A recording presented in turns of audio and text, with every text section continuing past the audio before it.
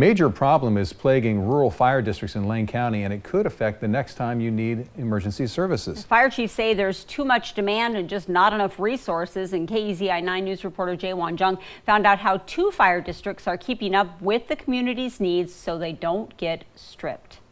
It's been trying times for everyone, with inflation at a 39-year high and staffing shortages across all industries. Local fire agencies like Dexter Rural Fire and Coburg Fire and Rescue have certainly been feeling the strain. If you call 911 and it's not a police matter, it's coming to us.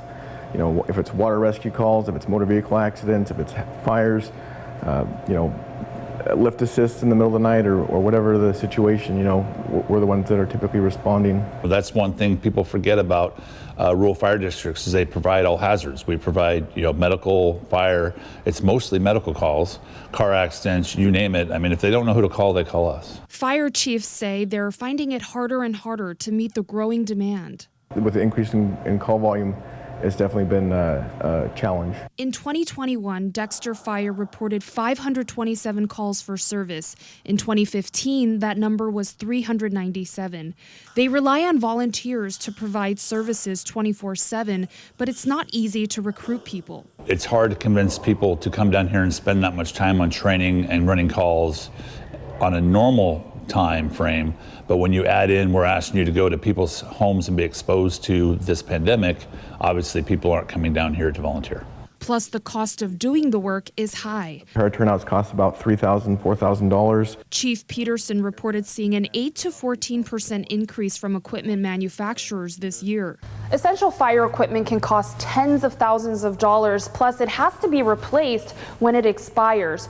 But the funding isn't easy to get. At both Dexter and Coburg Fire, the costs are mostly covered by local taxpayers. So without their support, these services can't exist. If they don't support buying equipment and keeping volunteers trained, there isn't going to be able to run the trucks.